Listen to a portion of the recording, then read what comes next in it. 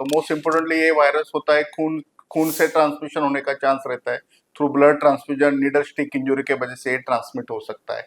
Next important cause है कि sexual transmission, जिसमें आपके पार्टनर से आप अगर वो इससे संक्रमित है तो आपको भी होने का चांस रहता है, तो ये सेक्सुअली भी ट्रांसमिट होता है। तो इसमें हम कौन सा वैक्सीन देते हैं? इसमें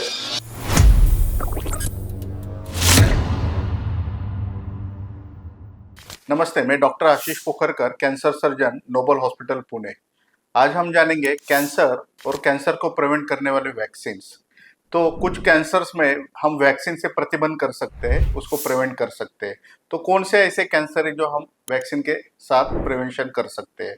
तो सबसे इम्पोर्टेंट कैंसर है सर्विक्स का कैंसर, बच्चेदानी के मुख का, गर्भाशय के मुख का कैंसर, जो बहुत कॉमन है अपने इंडिया में, तो हम उसको प्रिवेंट कर सकते हैं।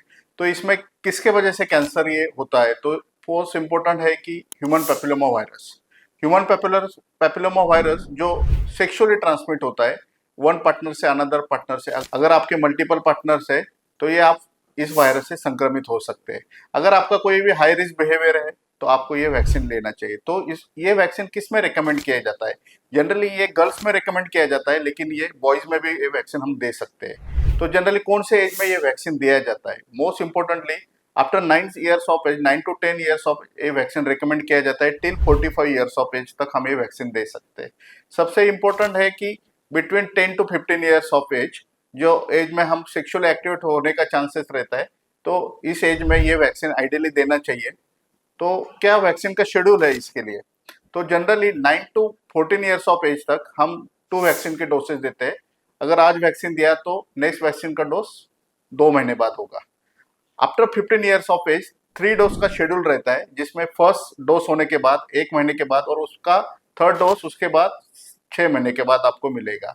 तो ये वैक्सीन बहुत इफिकेशियस है और ये कैंसर प्रिवेंशन में बहुत हेल्पफुल है सर्विस के। नेक्स्ट वैक्सीन है हेपेटाइटिस बी के लिए। ये कौन सा कैंसर कॉज करते हैं? जनरली हेपेटाइटिस बी और सी, ये जो वायरस है ये लिवर कैंसर कॉज करते हैं। तो ये वायरस कैसे ट्रांसमिट होता है? तो मोस्ट इम्पोर्टेंटली ये वायरस होता है खून से ट्रांसमिशन होने का चांस रहता है, through blood transfusion, needle stick injury के वजह से ये ट्रांसमिट हो सकता है। नेक्स्ट इंपॉर्टेंट कॉज है कि सेक्सुअल ट्रांसमिशन, जिसमें आपके पार्टनर से आप अगर वो इससे संक्रमित है तो आपको भी होने का चांस रहता है, तो ये सेक्सुअली भी ट्रांसमिट होता है। तो इसमें हम कौन सा वैक्सीन देते हैं? इसमें जनरली वैक्सीन देते हैं ओनली हेपेटाइटिस बी के लिए। सी के लिए कोई वैक्सीन अवेलेबल नहीं है। हेपेटाइटिस बी के लिए वैक्सीन का डोज शेड्यूल क्या रहेगा? तो इसमें जनरली 3 डोज शेड्यूल रहता है, जो 016, तो फर्स्ट डोज होने के बाद 1 महीना और उसके बाद 6 मंथ्स के बाद ये हेपेटाइटिस बी का वैक्सीन दिया जाता है, और उसके बाद फिर बूस्टर डोसेस रहते हैं एट फ्रीक्वेंट इंटरवल्स। तो ये जो 2 इम्पोर्टेंट वायरसेस है इसके लिए वैक्सीन अवेलेबल है, तो इसकी जानकारी आपको होनी चाहिए। अगर आपको कोई भी हाई रिस्क बिहेवियर हो, आपके मल्टीपल सेक्सुअल पार्टनर हो, तो आपने ये दोनों वैक्सीन लेने चाहिए। आपको इसके बारे में और कोई जानकारी चाहिए तो कमेंट बॉक्स में लिखिए, नहीं तो हमारे कॉन्टैक्ट नंबर को आप कॉन्टैक्ट कर सकते हो। Thank you.